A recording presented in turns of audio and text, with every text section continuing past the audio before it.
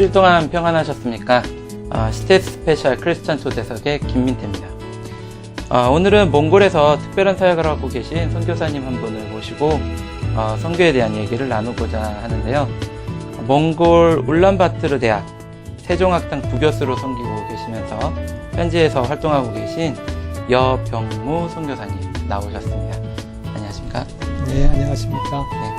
네, 오늘 또 이렇게 출연해 주셨는데 저희 CTS 방송 가족 여러분들께 간단한 인사 말씀 부탁드리겠습니다. 네. 안녕하십니까? 몽골 울란바토르 대학교에서 한국어를 가르치고 있고요. 또 세종학당을 맡아서 운영하고 있는 여병무 선교사라고 합니다. 뿐만 아니라 몽골 꿈과 사랑 교회를 개척해서 또 사역하고 있고요. 또 한길교회를 개척해서 또 같이 협력하고 있는 일을 하고 있습니다. 예, 여러분 만나서 감사하고요. 오늘 이 시간 하나님께서 우리와 함께 해주시기를 소원합니다. 나와주셔서 감사합니다. 울란바토르 대학이라고 하면은 저희가 알기로는 또 방송에 많이 나와서 알고 계신 분들도 계실 거라고 생각을 하는데 어떤 대학인지 또 선교사님께서 직접 또 이렇게 소개해 주시면 좋을 것 같습니다. 네. 저희 대학은 1993년도에 한국어 학교로 시작을 했습니다. 초창기에 선교하기가 어려웠죠. 그래서 선교사님들이 교회를 하기는 어려워서 이제 시작한 것이 그러면 이제 한국어 학교를 좀 시작해서 현지 학생들을 좀 만나자라는 어떤 그런 목표로 시작을 하게 되었습니다.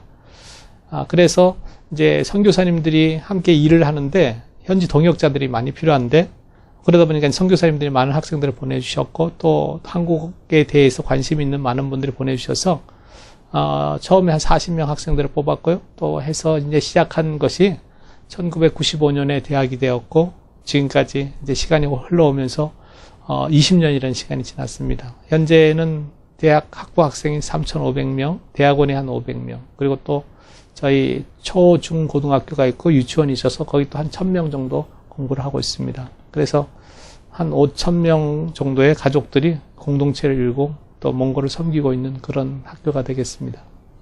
제가 듣기로는 또 몽골 울란바토르 대학이 몽골에서는 거의 우리나라의 연세대학교 네. 규모로 인정을 받고 사람들이 그렇게 또 많이 호응하고 있다고 알고 있는데요. 네. 맞습니까? 글쎄 자랑이 아니라 하나님의 은혜로 말미암아 저희가 93년에 시작한 학교가 95년에서 대학이 되고 또 2002년에 한국에서 또 여러 좋은 분들이 이사로 참여해 주셔서 건물도 갖게 되었고요. 발전하기 시작을 했는데 사립학교로는 가장 잘 이제 성장하고 있는 그런 학교가 되겠습니다. 지금 섬기고 계신 그 대학에서 특별히 세종학당에서 지금 섬기고 계신 걸로 알고 있습니다. 네. 그 세종학당은 어떤 곳인가요? 예, 저희가 93년에 처음 대학을 시작할 때 한국어과로 시작을 했고요. 또 저희가 이제 한국학과가 있습니다.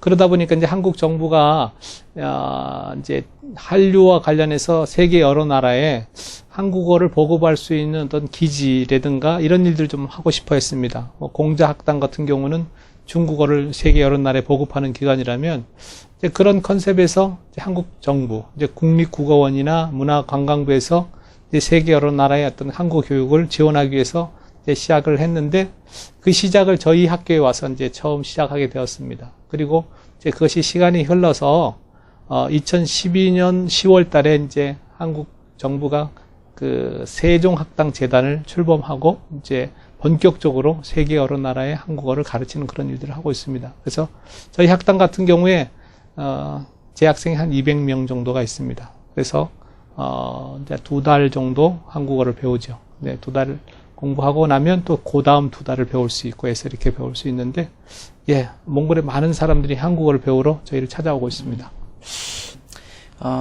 이런 기회들을 통해서 한글 수업을 받는 그 청소년들을, 특히 청년들을 예. 많이 만나게 되실 텐데 이 청년들을 통해서 평생의 또 멘토로 이렇게 되셔서 청년들과 관계를 가져오시는 걸로 알고 있습니다. 그것이 아마 또 선교사님만의 특별한 그 사역에 놓아올 거라고 생각을 하는데요. 어떠십니까? 선교사님이 지금 하고 계신 청년 사역 자세하게 소개해 주시면 감사할 것 같습니다. 예,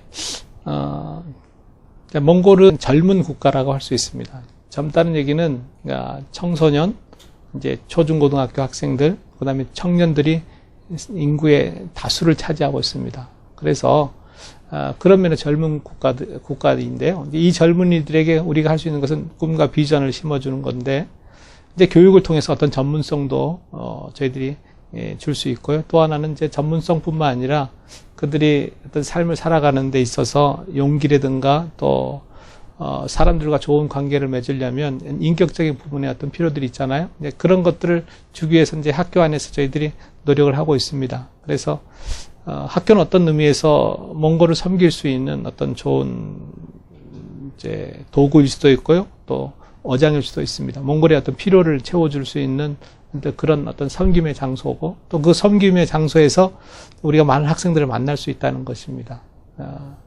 사실 전도하기 어려운 것은 찾아가야 되는데 많은 사람들이 전도자들을 기쁘게 맞지 않죠.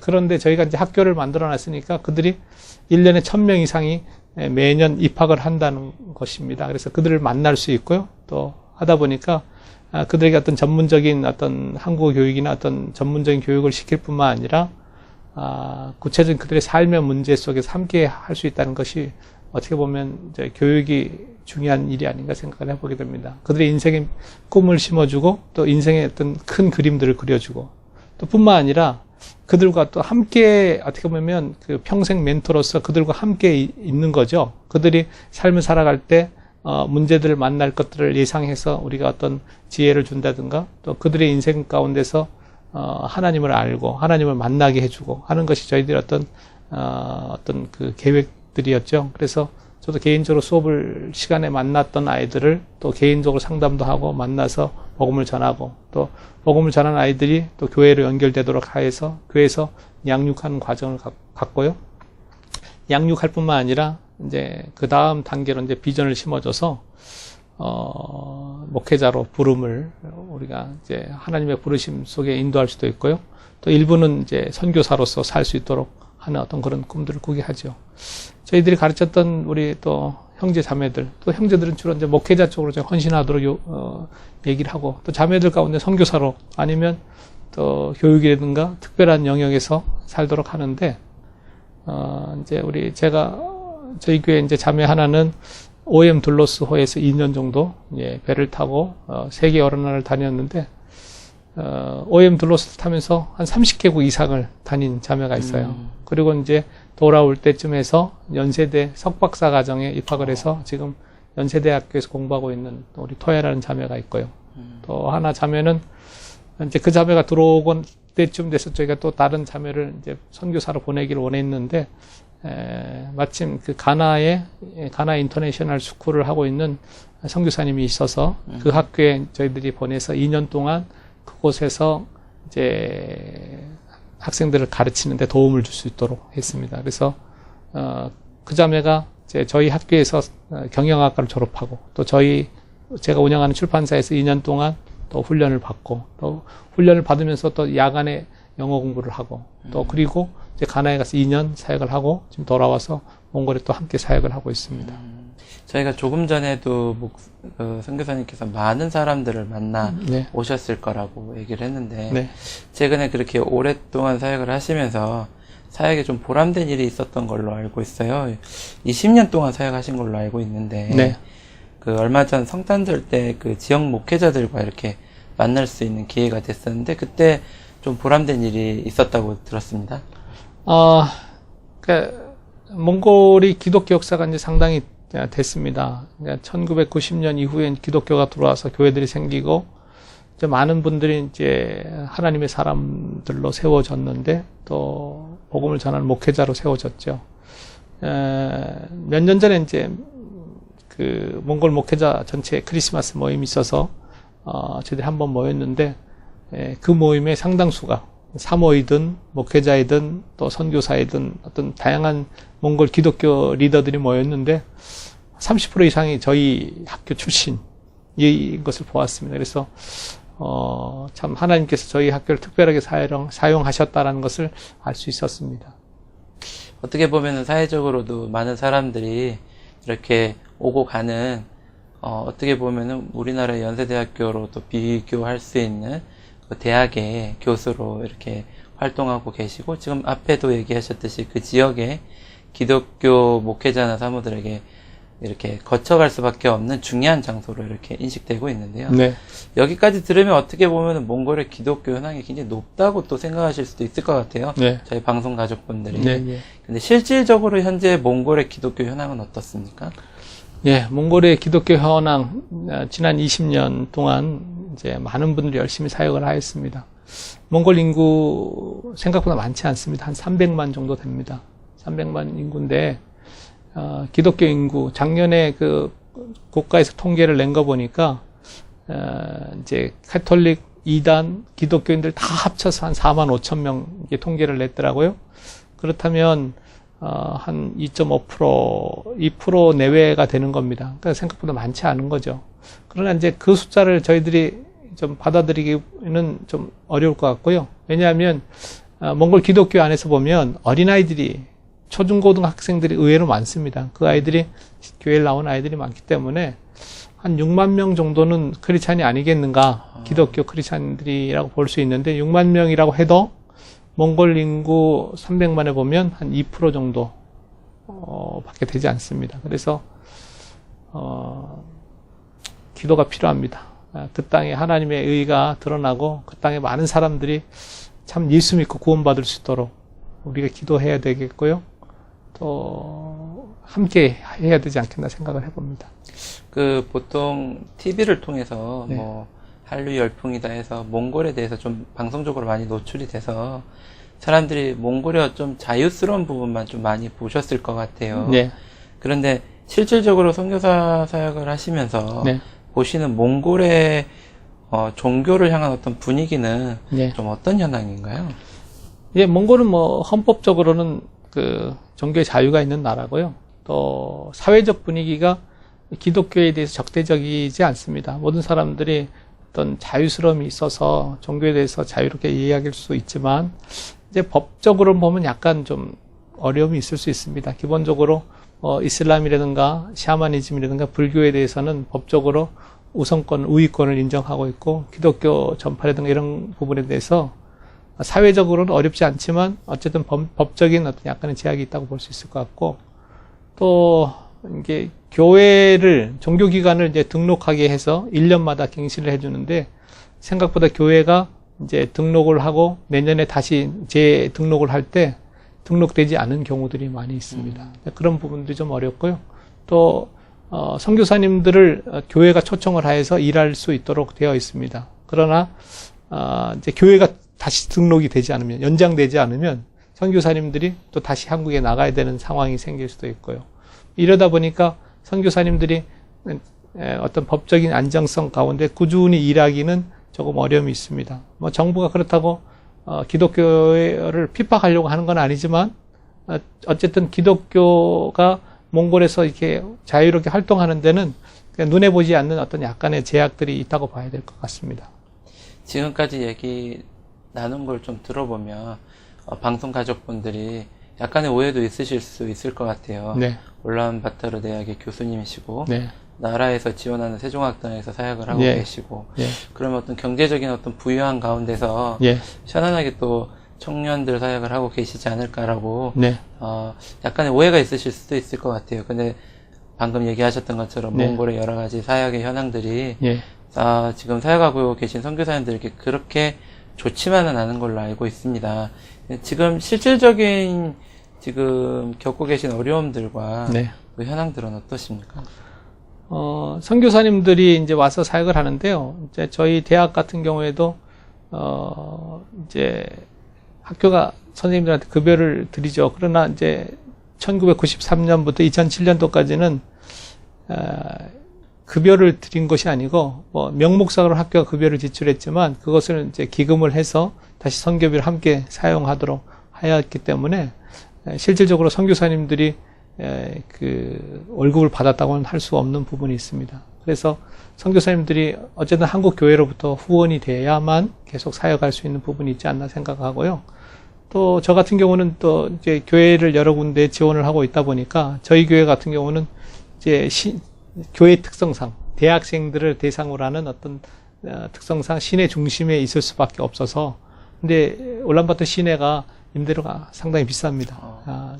1제곱미터당 뭐 20불에서 많게는 뭐 50불까지 되기 때문에 엄청난 임대료를 내고 공간을 사용할 수밖에 없는 그런 상황일 수 있습니다. 그래서 그런 어떤 비용들을 교회가 부담을 해야 되는데 또 교회들은 저희 교회 같은 경우는 이제 대학생들이 많이 모이다 보니까 뭐 그것을 이제 낼 형편이 안 되죠. 그렇게 되면 선교사님들이 부담해야 될 부분들이 또 많이 있는 것 같습니다. 그리고 또 저희 학교 같은 경우도 선생님들에게 급여를 주지만 이제 사실은 그 급여가 무슨 생활비 개념이 아니고 이제 그거 가지고 학교 안에서 학생들을 사역할 때 쓰도록 하는 거죠. 그러니까 많은 뭐 월급을 드리는 것이 아니기 때문에 몇백 불 내외이기 때문에 그거 가지고 아이들 먹을 것도 사주고 또 그다음에 함께 일하는 몽골 사역자들, 그러니까 몽골 직원들이 있으니까 그분들도 격려도 해야 되고 하다 보면 뭐 선교사들의 삶이라는 게 항상 넉넉하지는 않죠. 저희가 그래도 선교사님께서 이전에 얘기 나누실 때 그런 얘기를 했던 게 기억이 납니다. 오랫동안 지금 벌써 20년 네. 너무 젊게 보이시는데 네. 20년 동안 사역을 하셨다고 해서 네. 사실 살짝 놀랐습니다. 네. 20년 동안 사역을 해오시면서 이제 그 선교사님들이 최근에 크리스찬 국회의원이 나오는 네. 쾌거를 이루셔서 또 네. 영적으로 또 위안을 얻으신 걸로 알고 있는데 어떻습니까? 그렇죠. 이제 어떤 나라가 바뀐다고 했을 때 그것은 한 부분만 바뀌어 교회만 생겨서 될 일이 아니고 어떤 경제라든가 크리스찬 기업가들도 나와야 되고 크리스찬 어떤 정치인들도 나와야 되고 또 즉 크리스찬 교육가, 크리스찬 의사, 그러니까 몽골 다방면에 하나님의 사람들이 나와야 되는데 감사한 것은 지난번 선거에서 이제 크리스찬 국회의원 한 분이 당선이 되셔서 또 변호사로서 또 일을 하시는 분인데 그렇게 돼서 저희들 감사하죠. 네. 그리고 크리스찬 기업인들도 최근 꽤 열심히 일하신 분들이 있어서 또 그 몽골 교회에 큰 힘이 되는 분들도 있습니다. 그 선교사님께서 하시는 사역 중에 교회 개척 사역을 잠깐 또 한번 짚고 넘어갔으면 좋겠는데요. 네. 아마 선교사님을 통해서 전도되어진 청년들이 또 현지 목회자나 네. 또 현지 또 선교사로 활동하다 보니까 네. 또 자연스럽게 또 이렇게 사역으로 연결되어지는 거라고 생각을 하는데 네. 현지에서의 교회 개척 사역도 하고 계신 걸로 알고 있습니다. 네. 그 사역은 어떻습니까? 어쨌든 전도를 해서 아이들이 구원 받았잖아요. 그러니까 또 하나님 앞에 들어왔는데 그 아이들이 잘 자라야 되겠죠. 그러니까 자랄 수 있는 공간은 교회니까 교회를 이제 시작을 하게 되었고요. 또 그 울란바토르에 있을 교회 개척 사역은 뭐 여러 가지 어려움은 있지만 또 자유스러운 부분이 있습니다. 그러니까 정부가 뭐 노골적으로 핍박을 하는 상황은 아닌데 또 법적인 또 어려움이나 제약은 있죠. 그래도 그렇게 뭐 문제가 되는 것은 아니기 때문에 선교사님들이 열심히 사역하고 또 현지 목회자들이 사역을 해서 울란바토르 안에 거의 지금 정확한 숫자는 모르겠지만 200개 이상의 교회들, 또 몽골 전체는 한 500개 정도의 교회들이 개척이 돼서 지난 20년 동안 지금 사역을 해오고 있습니다. 앞으로도 숫자는 계속 늘어날 것 같고요. 그러나 이제 최근 이제 사역 속에서 이제 내실화가 좀 필요한 것 같습니다. 내실화가 필요한 부분이 있어서 그것이 계속 돼야 될 것 같고요.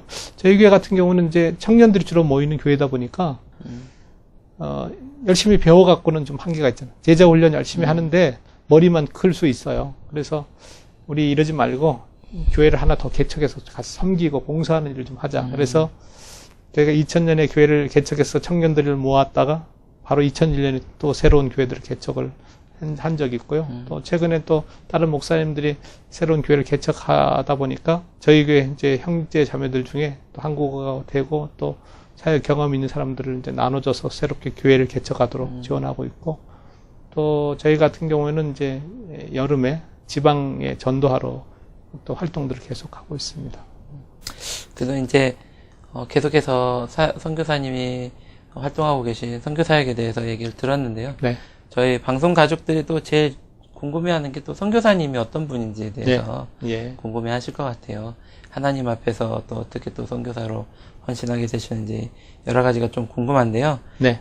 제일 먼저 궁금한 게 선교사님은 또 특별하게 또 신앙을 또 경험하셨을 거라는 기대가 네. 있어서 어떻게 또 예수님을 믿게 되셨는지, 교회를 나가게 되셨는지 네. 궁금합니다. 어떻습니까?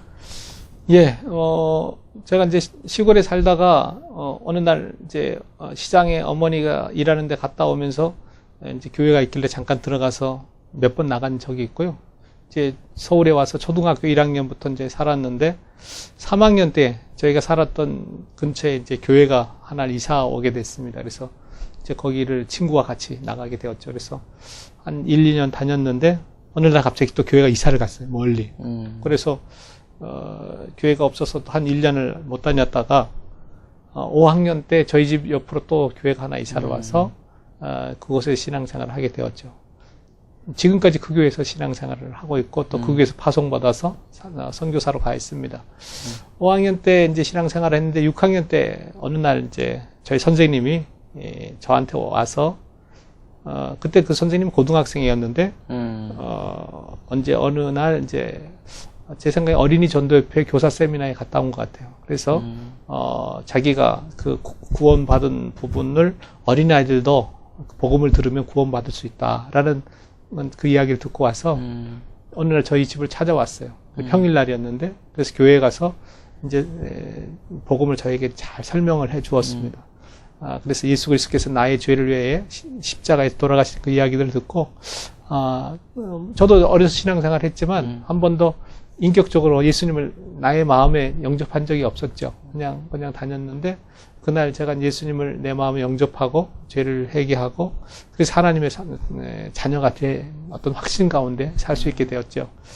이제 그렇게 이제 살다가 중학교 1학년 때 저는 이제 침례를 받았고요. 중학교 1학년 때 침례 받고 시간이 지나서 하나님께서 나에게 무엇을 원하는가 그런 생각들을 하게 되었어요. 그래서 하나님께서 나를 사랑하셔서 당신의 아들을 주기까지 나를 사랑해 주셨는데 그 하나님의 사랑에 보답하고 내가 살 수 있는 것이 무엇인가 고민했는데 중학교 1학년 때 너무 이렇게 일찍 그런 생각을 했는지 모르겠지만 어쨌든 그러면서 제가 하나님께 주신 답이 솔로몬은 하나님 앞에 지혜를 구했지만 그 지혜자가 됐지만 그의 인생의 말년에 가면 그게 별로 성공하지 못했어요.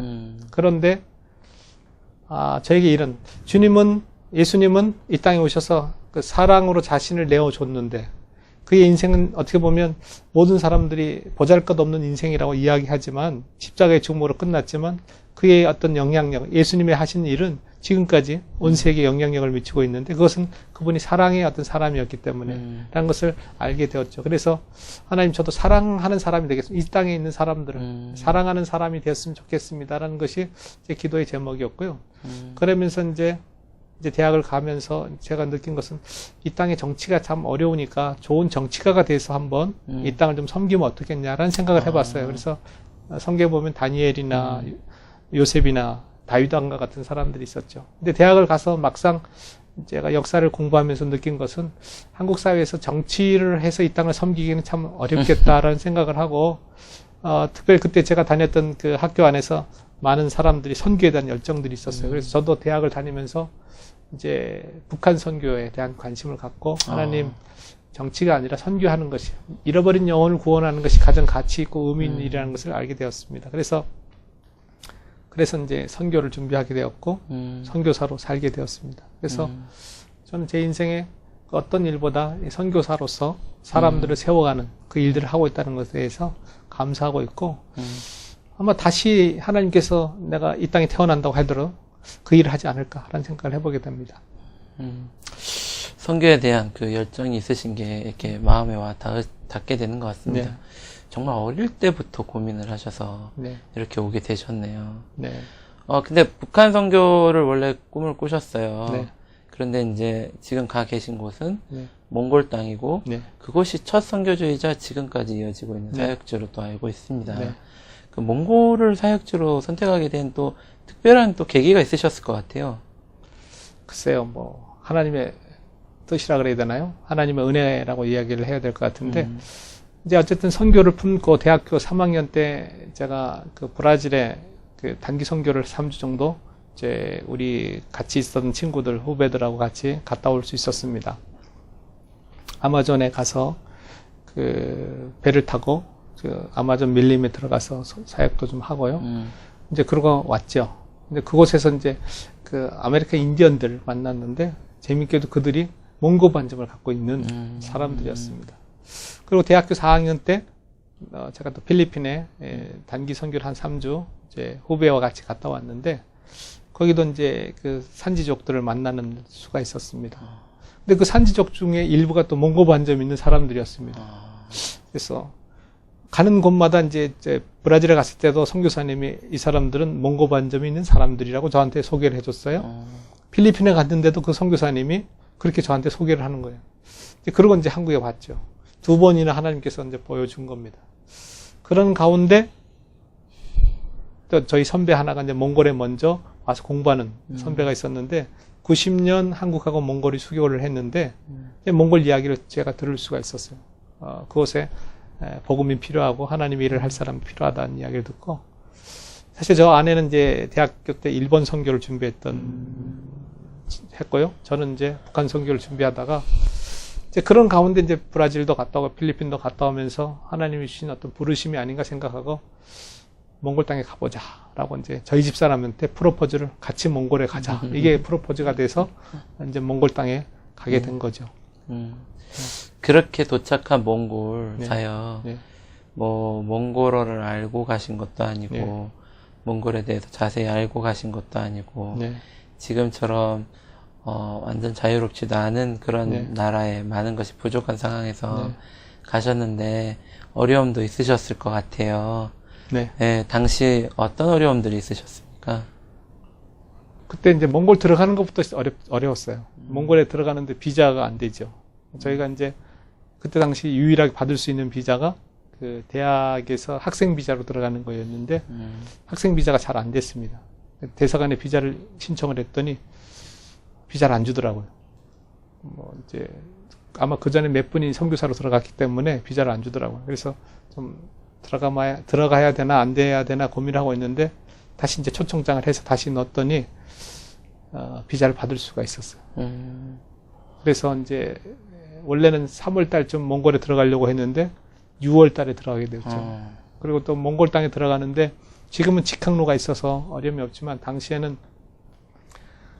천진에 가서 북경에 가서 또 북경에서 며칠 기다려서 비행기를 타고 들어가는 그런 어떤 시절이 있었습니다. 그래서 들어갔고요. 들어가서 이제 살다 보니까 이제 몽골이라는 나라가 그때 당시 사회주의가 끝나고 이제 자본주의로 새로 시작한 그때다 보니까 사회주의 경제 시스템이 무너지고요. 자본주의 경제 시스템은 시작이 되지 않아서 시장에 물건이 없었어요. 먹을 것이 없고 어려움이 있었죠. 그리고 또 그 가운데 이제 첫 번째 아이를 가져서 94년에 몽골 땅에서 저희 아들이 태어났죠. 그 전에 우리 선교사님들 자녀들 중에 3명이 태어났어요. 자매 딸. 그러니까 딸 아이 3명이 태어나고 이제 저희 아들이 첫 번째 태어났죠. 그래서 많은 선교사님들이 몽골에서 나면 다 딸이니까 한국 가서 나라고. 그런데 이제 저희 아들은 이제 아들이 태어나고, 예. 근데 저희 집사람 같은 경우는 이제 아기를 가지면 먹고 싶은 것도 많고, 입도 또 하는데, 뭐, 먹을 것이 없어가지고 많이 울었죠. 그랬던 시절이 있었고요. 이제 당시에는 아직 이제 사회주의가 끝나고 새로운 헌법에서 이제 시작하다 보니까 선교사들도 어떻게 사역해야 될지 몽골이란 나라를 잘 이해하지 못했기 때문에 그때는 뭐 저희들이 부장님, 차장님, 과장님 이렇게 부르면서 살았던 시절도 있고요. 그러나 그때가 어떻게 보면 사역하기가 좀 자유스럽고 또 많은 열매가 있었던 때가 아니었나 생각을 해보게 되고 최근에는 몽골 경제가 워낙 빠르게 성장을 해서 GDP 기준으로 한 10%에서 5% 이상 성장을 합니다. 그러다 보니까 선교사들이 임대료가 엄청 비싸졌습니다. 아파트 임대료가 서울만큼 비싸졌고요. 그다음 물가가 많이 비싸져서 생활하기 어렵습니다. 옛날에는 저희들 처음 갔을 때는 주머니에 돈은 있는데 살 게 없었고요. 요즘은 물가가 워낙 비싸서 주머니에 가지고 있는 돈으로 생활하기 어려울 정도로 많이 바뀌고 있다는 것입니다. 네. 이제 서서히 이제 정리해 가면서 네. 여쭈고 싶은 게 있습니다. 저희가 항상 네. 나오시면 저희가 이제 선교사님들께 물어보는 게 있는데, 선교사님께 하나님은 네. 어떤 분이라고 고백하실 수 있습니까? 예. 갑자기 어려운 질문을 하셨네요. 내 인생에 어떻게 보면 묵묵히 지켜봐 주시는 그 하나님, 내 인생에 어떤 꿈을 주시고 그 길을 가도록 하시면서 옆에 그냥 그때 함께 하시는 하나님이 아니었던가 생각을 해보게 됩니다. 저도 학교에서 이제 아이들을 가르쳐 보지만 우리는 답을 던져주는 경우들이 많이 있죠. 예, 가르치는데 이제 많은 학생들이요 귀를 막고 있고 눈을 막고 있습니다. 근데 가르침이 그 아이들에게는 이제 뭐라 그러나 배움이 될 수 없는 부분이 있는데, 이제 가르치기보다는 어떻게 보면 인생에 문제가 있었을 때 옆에 서서 지켜주고 또 어떤 방향으로 갈지를 가르쳐 주시고 하는, 어떻게 보면 인생에 좋은 멘토가 있는 사람, 좋은 코치가 있는 사람, 그럼 그때 삶 속에서 그것을 넘어갈 수가 있잖아요. 하나님 어떻게 보면 내 인생의 디자인도 하시고 또 그 인생, 제 인생의 옆에 서서 어떻게 보면 많은 말을 하시기보다는 함께 나의 삶을 견뎌주고 참아주고, 그러니까 나의 실수나 내가 어떤 부족한 가운데서도 하나님께서 항상 함께 해주시는 그 하나님이 아니었나 생각을 해보게 됩니다. 그분이 내 인생의 어떤 구원자이시고 내 인생의 어떤 목적이시고 내 인생의 어떤 비전이기도 하시지만, 그러나 항상 내 곁에 서서 그 나의 어떤 아픔과 슬픔과 힘들 때, 또 내가 방향을 잃을 때 함께 해주시는, 많은 말을 하시는 게 아니고 잔소리 하시는 하나님이 아니고 내가 힘들 때 함께 해주시는 그 하나님이 어떤 것을 생각해 보게 됩니다. 아멘. 함께 해주시는 하나님, 우리에게 가장 큰 힘이 되죠. 네. 몽골 사역을 하시면서 네. 여러 가지 어려운 일들도 있으시고 지금도 네. 기도하시면서 그 고난을 이겨나가시면서 네. 그 사역을 감당하고 계실 텐데, 네. 그럼에도 불구하고 몽골에서 가장 행복하셨다고 생각되는 때가 언제라고 생각하십니까? 예, 가장 행복했던 시대, 사실은 우리가 문제도 만나고 고난도 만나죠. 가장 행복했던 시대는 우리가 복음을 전했을 때, 내가 예수 그리스도를 당신의 구주로 고백하십시오. 당신의 어떤 인생의 모든 문제에 예수 그리스도가 해답이 될 수 있습니다라고 이야기했을 때, 그들의 죄를 회개하고 주님 앞에 돌아왔을 때, 주님을 만났을 때, 그것이 어떻게 보면 제일 큰 기쁨이 아닌가 생각을 해보게 되고요. 또 하나 기쁨이 있다면, 이제 구원받고 하나님의 자녀가 된 그 아이들이 하나님 안에서 이제 성장하는 모습을 보면서 하나님의 사람들로 이렇게 섰을 때, 목회자로 또 선교사로 또 어떤 한 영역에서 그 하나님의 일을 묵묵히 꾸준히 해 나갈 수 있는 하나님의 사람들이 이렇게 자라서 그 위치를 차지하고 서 있을 때 그 모습들을 보면 참 감사하죠. 이 시대를 또 살아나가는, 이 시대를 변화시킬 하나님 위대한 한 사람이 섰다라는 것들을 볼 때, 대학에 큰 건물을 짓거나 교회당을 건축할 때 그 어떤 기쁨보다는 하나님의 한 사람이 세워졌을 때 느낄 수 있는 어떤 그 기쁨은 눈으로 보이는 어떤 그런 기쁨하고는 또 다르지 않나 생각을 해보게 됩니다. 이 TV를 보시는 분들이 또 네. 이제 선교사님의 얘기를 들으면서 네. 자신만의 또 해답들을 찾고 계실 거라고 생각을 합니다. 매일 청년들에게 말씀을 가르치시면서 네. 많은 말씀들을 접하시겠지만, 네. 매번 선교사님을 붙잡아 주시고 가장 큰 힘이 되는 네. 성경 구절이 있으실 것 같아요. 그게 있다면 어떤 말씀일까요? 우리 청년들에게 해주고 싶은 말 사실은 많이 있는데요. 묵시가 없는 백성은 방자에 행한다는 그 잠언의 말씀이 있죠. 결국은 청년들에게 꿈을 심어주는 게 필요한 것 같아요. 그러니까 하나님이 디자인한 어떤 하나님이 계획한 우리 인생이 있는데, 그것을 우리 청년들이 그것을 좀 얻었으면 좋겠는데, 하나님께서는 각 사람이 이 땅에 태어날 때, 어떻게 보면 재능일 수도 있고 잘하는 것이 있죠. 또 구원받고 난 이후에 하나님 은사를 주셔서 또 주시는 은혜가 있죠. 어쨌든 이런 은사와 또 재능들을 잘 발견하는 것이 필요한 것 같습니다. 한국에 많은 사람들이 직장 생활을 하지만 자기 직장에 대해서 만족감이 없어요. 그러니까 그것은 무슨 얘기냐면 자기를 잘 이해 못하고 어떤 직업을 선택했다는 것과 연관이 되거든요. 그래서 하나님이 나를 만드신 어떤 이유를 찾는 것과 마찬가지인데 내가 좋아하고 잘하는 것이 무엇인지를 찾고 또 그것을 통해서 하나님께 어떻게 영광을 돌릴 수 있는가, 내가 좋아하고 잘하는 일을 통해서 어떻게 가치 있고 의미 있는 일을 할 수 있을까라는 어떤 큰 그림을 그려주는 것이 필요한 것 같아요. 아이들에게 공부하라지만 아이들은 공부할 이유가 없으면 공부하지 않는 것 같아요. 그래서 공부하라는 말보다는 그 아이가 우리 청년들이 그들의 인생의 그 장기 로드맵, 인생 전체를 그려볼 수 있었으면 좋을 것 같아요. 내가 20대는 뭘 하고 30대는 뭘 하고 40대는 뭘 하고 50대는 뭘, 60대는 무슨 일을 하고 싶다는 어떤 꿈이 있다면 공부도 할 것 같아요. 그런데 한국의 어떤 교육 시스템은 그 꿈을 그려주거나 그 인생의 진로나 방향은 잡아주지 않으면서 공부하라고 하니까 아이들은 싫어하는 거죠. 그리고 또 하나님 분명히 그 아이에게 어떤 장점을 준 게 있어요. 잘하는 게 있는데 그 잘하는 것을 하기보다는 그거 하면 돈 못 벌고 그거 하면 어떤 직업의 안정성이 없으니까 하지 말라라고 자꾸 부모들이 얘기하죠. 그래서 하나님이 어떤 그 아이에게 주신 어떤 계획들을 우리가 찾아서 주면 그 아이는 참 행복하고 또 세상적으로도 성공할 수 있을 거라고 생각해요. 그런데 우리 부모들은 이제 그런 것보다는 돈과 평안, 안정을 택하다 보니까 실질적으로는 성공하지도 못하고 평안하지도 못하고 기쁘지도 못한 어떤 삶을 살지 않나 생각을 해보는데요.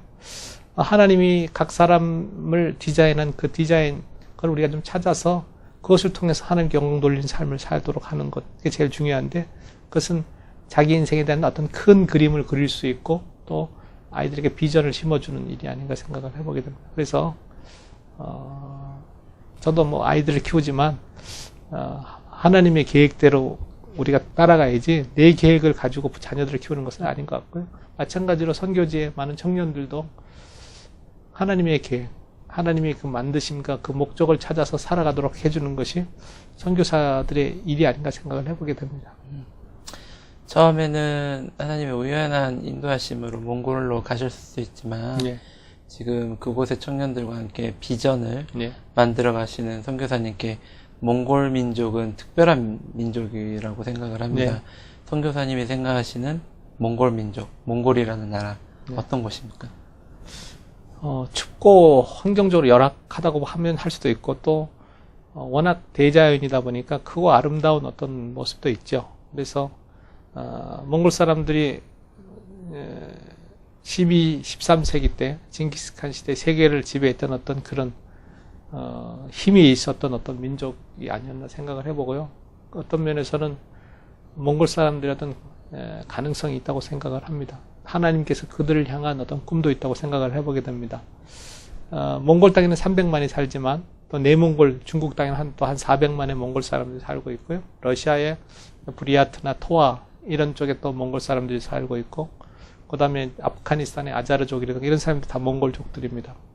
하나님께서 이 시대 몽골에 하나님의 은혜가 넘쳐나서 그들이 또 자기 종족인 또 자기 민족인 그들을 향해서 나갈 수 있었으면 좋겠다는 생각을 해보고요. 또 하나님께서 한국 교회를 사용한 것처럼 또 몽골 교회를 사용하여서 또 이 땅을 선교할 수 있는 그 일에 하나님의 그 사역에 함께 할 수 있다면 그것이 좋지 않겠나 생각을 해보게 됩니다. 예. 마지막으로 저희 네. 방송 가족 여러분들께서 네. 선교사님을 위해서 계속해서 기도해 주실 수 있도록 네. 기도 제목과 앞으로의 비전 나눠주시면 고맙겠습니다. 네. 뭐 앞으로도 계속해서 몽골의 사역을 하면서 이것저것 만나는 어려움들이 있을 거라고 생각합니다. 그렇지만 그 어려움들은 아마 또 제가 그리스도를 닮아갈 수 있는 여정에 필요한 일이 아닌가 생각을 하고요. 또 몽골에서 또 많은 청년들을 세우고자 하는 그런 어떤 꿈이 있습니다. 저는 이제 하나님을 경외하는 자유인들을 좀 세우고 싶습니다. 그러니까 갈라디아서 5장에 보면 죄의 종이 아닌 하나님 안에서 살아가는 자유인. 그것은 어떻게 보면 하나님 나라를 위해서 자기의 어떤 삶을 포기하고 헌신하는 어떤 헌신과 자원의 어떤 사람들이 아닌가 생각을 하는데요. 그런 하나님의 사람들, 하나님을 경외하는, 하나님을 두려워하며 하나님을 공경하며 그러면서 하나님께서 주신 어떤 비전 가운데 이 땅을 살아가는 하나님의 사람들을 많이 키우고 싶습니다. 그래서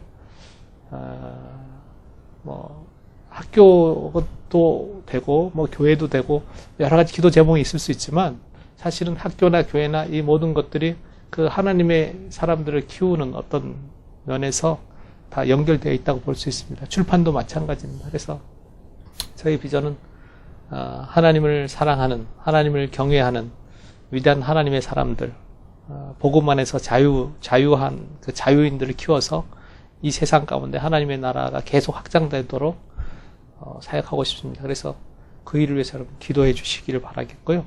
그 어떤 비전들이 이루어져서 진짜 하나님의 많은 사람들이 세워지기를 기도해 주시길 바라겠습니다.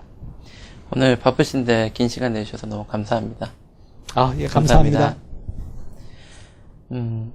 오늘 여병무 선교사님을 통해서 몽골 땅을 향한 하나님의 계획들 그리고 선교사님을 통한 몽골에 대한 비전들을 들을 수가 있었습니다. 오늘 방송 함께 시청해주신 CTS 목포방송 방송 가족 여러분들 계속해서 몽골 땅과 우리 선교사님을 위해서 관심 가져주시고 기도해주시고 또 후원해주시면 정말로 감사드리겠습니다. 아울러 이 본 프로그램은 앱과 홈페이지를 통해서 다시 시청하실 수 있습니다. CTS 목포방송을 검색해주시면 저희 앱과 홈페이지를 확인하실 수 있을 겁니다. 그리고 이 본 프로그램은 여러분들의 관심과 후원 그리고 기도로 이루어지고 있습니다.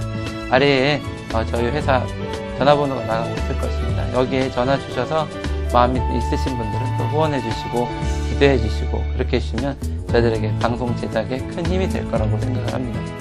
저희 CTS 스페셜 크리스찬 초대석은 다시 한 번 더 귀한 간증을 가지시는 분들 모시고 여러분들 찾아오겠습니다.